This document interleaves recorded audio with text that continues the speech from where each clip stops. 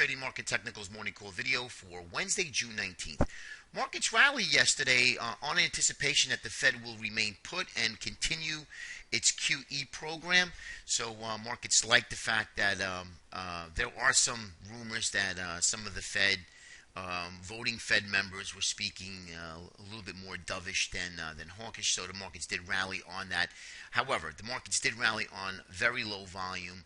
So it was very quiet, though. If you were really sitting in front of those screens looking to trade, really not much was going on. Markets were just slowly grinding higher on relatively low volume. One thing that did stick out was the semiconductor index. They did rally. A lot of the index in itself rallied, which we did get our bull flag breakouts on most of the indices except the transports, which is a concern. Copper also sold off yesterday and again continues to diverge from equities. So this is something that that we are really going to keep an eye on to see if copper reverses course, catches up to equities, which can easily do. And also the emerging markets, they stabilize a little bit, but again, selling off while equities, U.S. equities, are rallying. So a couple things that's a concern to me, but nonetheless, we are breaking out of these bull flags. This downtrend line that held for a couple of weeks now has breaking out. One day doesn't make a trend to the upside. Today is going to be a very important day.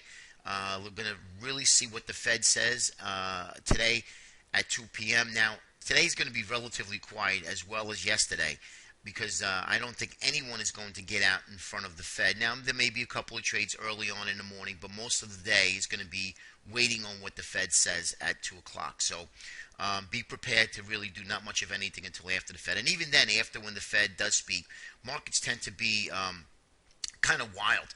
Markets will go up, markets will run back and forth, chopping around. Really, what happens is it's kind of funny. The markets actually reverse of whatever the Fed does today. So, for instance, if the markets do close up high, the next day it usually either chops around and slowly kind of pauses or moves lower the next day. So it does take a day or so to digest what the Fed does, and then the markets really will pick back up wherever price wants to take us. So that's what we're really going to need to see. So I think really Thursday afternoon, Friday will give us a good idea of which way this market is going to be headed in the next few weeks. In general, the markets do look good. I think the markets are, in the longer-term picture, are pretty healthy. The economy is growing slowly, but still growing. And now the Fed really needs to start reducing its asset purchase program. But I think that any words from the Fed of any hawkish comments will have market participants start to take profits here. And again, I think anywhere from a 5 to 8% correction is absolutely healthy for this market. We haven't seen that in a long time, and the market just can't continue to go up. It can, but it's just something to take note of. That's all. All right, let's go into the charts here. Let's see what we have. Got a couple exciting things here. We have the McClellan oscillator, our trusty NYMO, as you can see now, coming to the top of the Bollinger Band. And remember, if we break out of this Bollinger Band on the outside, and every time we get to it or close, we usually get a sell-off. Right here, we had a little sell-off here, and here, as well as the bottom, right? So let's see where we go from here if we do get this maybe a little bit of a sell signal here in the markets, and then the markets start to fade a little bit. Now, here's that copper again. I want to show it to you. I show it to you every day because it is a concern. Again, relationships do change, but not copper. It's an industrial metal. It's Dr. Copper. Copper always usually leads. In this case, it has not. So things do change, but I just want you to guys keep aware of this. If we do break down here, I think this will not go unnoticed, this move. Right now, people are just kind of shrugging this off and pushing off to the side. Bullish percent SPX gave us a buy signal yesterday. So we do have our buy trigger here. So we'll see. Let's see where this takes us. Maybe this gets us back up to this upper area and then fail again. Maybe we get another right side, a little roll up into the 80, producing some sort of a head and shoulders formation. And you can get these patterns on indicators. They are truly valid. And then let's take a look at our NASI. This is our daily NASI. We're just about getting a buy signal here. It needs a little bit more work. Now, this is a 3. I like using an 8 as well, just to see where we go. And the 8 still is right up in here I don't want to get too much involved with it, but it's still above. But the Nasdaq actually looks really, really good. Really broke out yesterday because of the semiconductor index. Here is the daily chart of the VIX. VIX really didn't do much yesterday, as you can see. Again, markets were up, but really was relatively quiet if you were trading during the day. Really not much was going on. A lot of the ETFs were just kind of moving around, chugging along here. But again, VIX inside the band really needs to break out. If this breaks out at 19, I think you're going to have a good shot here, a beeline shot to the 22-23 area. So that's going to be something that we're going to be looking at the coming days and weeks to see if we do get a chance to break out. Now, we could break out and then just fail again. So that's something to keep an eye on. Now, take a look at, I want to show you weekly chart of gold. This is going to be the gold play for the day. If you're going to look to do something, it's going to be gold, right? Gold is lower, and if Bernanke does do what everybody anticipates to do, I think gold's going to get smashed. And if gold does get smashed, you can see that it's below the 200. We're in clearly a downtrend, and a break below this 1360 area, goodbye shirt. I think we're going to see 12.5 here in the coming week. So gold 1360 break lower. I think you see 1250, 1260 area here, and this is going to be the monthly chart. Just supports it. Look at this monthly chart, the 8 and 21 cross. This gave us a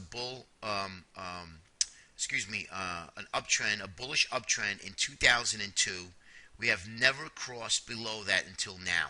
That is scary. That to me is actually a sell signal here. You can see this cross. So gold is actually going into a bear market. This is a bull market, right? We had this little area chop, and now, boom. This goes way back to 1982, guys. So this is actually pretty scary here. Look at this. Now we're breaking down. Now we could easily just come back up around and then swing back and chop around here. So I'm not looking to go out and start selling gold all day, but I will say this is a sell signal. Now this is a monthly chart, right? So we need to wait for the end of the month to give us that signal. Okay, now obviously gold could break down another 150 points by the end of the month, but as of right now, this is a sell signal. So let's just see what happens. It's not confirmed because we need to get to the end of the month. Remember that. It's a monthly chart here. Okay, but actually very scary for the gold bugs. Okay, now let's take a look at our other buy side, WTI crude. Beautiful, beautiful chart. Crude is up again, and I think you're going to see higher gasoline prices, guys, coming in the summer. Relatively speaking, even though we do come into driving season and gasoline prices are high, crude oil does tend to taper off a little bit once the driving season starts. But I think that this is something different with the Syria conflict.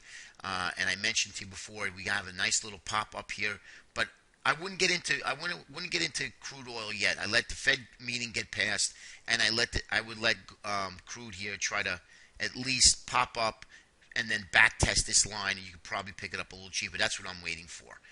As you can see here, we are overbought in our stochastics 14.3. Our longer term stochastics 63. We're well above 90. And our MACDs are over at its highs, and our stochastics are just about not quite there on their RSI 14, but the RSI 5 is reading overbought. So you don't want to be looking to buy crude oil here. You want to wait for some sort of a decent pullback, a flag pattern, and then look to purchase it. Okay, now let's get into our charts. I cleaned up the charts here on the S&P 500 because it looks like we weren't breaking down, so I could easily get back to the support levels here once we start to turn around here. Bull flag I mentioned for the last 2 weeks. Here's our downtrend line, and here's the other lower trend line of the flag. We did break out of the cash. So now let's see. Usually when you do break out of a flag, you do actually come back and create a smaller flag, and then we just kind of break out from here. So it looks like to me, if the market participants the bulls want what the Fed's going to say, then I think that you're going to probably at least test the upper trend line, if not the highs here of the S&P, and then we would reevaluate it. Here is another bull flag breakout from the spiders, as you can see, relatively the same from the cash, same thing as that. And I just wanted to show you a 30-minute chart. This is the downtrend line. We back tested that area, and we kind of rallied. So we're back up above an 8 and 20, and we're back into this R2 area here. That's the 30-minute chart of the spiders. Here's the diamonds again, bull flag breakout. pattern recognition, very similar to all of the other indices that we follow. So the diamonds did break out here. So looking pretty constructive for the bulls, no question about it. Now, obviously, if Ben Bernanke says something that the markets don't like, we can easily sell off quickly and start to break down pretty fast. Now, the only thing that I'm not really liking here is this head and shoulders pattern. If you can see here, we have our larger head and shoulder. We have a head, a left shoulder, head, right shoulder. We broke the neckline here, and I'm sorry, right about here, which is the 112.35, and we're just kind of hugging around here at this this uptrend line here from November. Now, if you look closely here, these two lines here, I have sort of a bear flag. If you can see, here's the flagpole. Now we have a bear flag forming into this right side of the shoulder, so we could easily break down again. That's the only concern that I have, is the leader starting to create bearish patterns, head and shoulders, bear flags. So we really need to see what happens. Now, we can easily see the transport just continue to rip higher and catch up with the markets. We've seen that before. We've seen this way back in here when transports did absolutely nothing for months and months on end, as you can see. All the way back from July, August, they did absolutely nothing, and all of a sudden, boom, sparked a big rally in November, December, and just rallied every day for weeks and weeks. So just wanted to point that out to you guys that, we can see the transports pick up steam. Now, what looks really good is the Russell and the Qs. Now, the Russell just literally broke out, and that's pretty good. Was just a good gauge of risk here. So now the next test is going to be the high here of 165, and then of course the upper trend line resistance once it gets up to that area. Okay, so looking pretty good here. Now, banks are going to be subdued, obviously, because they're waiting to see what Bernanke says, so that's common. Now, to me, though, this looks pretty good in Goldman Sachs. I think Goldman Sachs is ready to break out here. Once the Fed says what the market needs to say here, I think Goldman Sachs is going to break out, and that's what I'm going to be looking for a bullish play, a break above 166 and hold on a closing basis. I'm going to be looking to get long Goldman Sachs, and if you look at the XLF, you could even do that on a smaller scale. XLF still confined into this. Let me just get this out of here. Still confined into this bull flag pattern, but once the XLF breaks out, I think all banks will follow suit as well.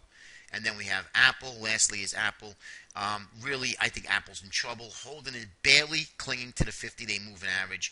I think Apple's in big trouble here. If Apple doesn't break out in the next day or two, I think you're going to get a big beeline shot to the 419 area. And then we would need to reevaluate it, because if that breaks down, then I think you're going to probably test the 400 and maybe get back into the threes. And I think that's so doable, because there's nothing going on with Apple until at least the end of the third quarter, going into the fourth quarter, end of summer, beginning of September, when they start announcing some new products and what they have in the pipeline. So I think it's dead money. This is only a trading stock. If you are looking to do that, would not be accumulating Apple here at these levels. And lastly is the Qs. As you can see here, nice big breakout of the bull flag. So this is actually looking pretty good. And as I mentioned earlier in the video, we had the semiconductors really doing well, breaking out. Now we're getting a little bit overextended in the semiconductor index. Again, not a sell signal, but we are getting a little extended here. Wouldn't be buying the semiconductor at these levels. But just keep in mind, looking really good. The markets as a whole look good. I would just like to see a little bit of a pullback to really reduce risk and exposure instead of getting long up in here. And as you can see, when all these guys that were buying in here, they ended up really losing quite a bit of money in the last month, let's say, that's 4 to 6 weeks, because the markets actually sold off all the way back, took all of pretty much all of May away, and caught that 50-day moving average. And we'll see. I mean, I don't think we're out of the woods yet. I do think that that it's all based on what the Fed is doing. As you can see, once the Fed pulls away, really the market is there's no foundation here, and that's the scary part. And I think that the Fed is committed and cannot pull away, and they spend trillions of dollars supporting this market. They're not going to let this thing go. So if you are extremely short, you should be, mentally, but I wouldn't be short. I wouldn't be putting your money to work on the short side, at least not for massive position sizing. It's just not there. You're fighting the Fed, and you don't want to be fighting the Fed. All right, guys, have a great day. Be an interesting day today. See what happens. I'd like to see how this market closes, and really what happens tomorrow is really going to be the key factor here. If the markets start to rally tomorrow, then I think that it's up and away. But if Bernanke shocks the market, I think you could easily see 2-3% correction here. So we'll see what happens. Take it light today. Yesterday, and today are not the days to be aggressive. Let's put it that way. Take it light. Take a step back today, and let's see what happens. A lot of traders, actually, a lot of pros don't even trade Fed days. So it's a wise choice. All right, guys, have a great day. Be safe out there. We'll talk to you tomorrow. Take care.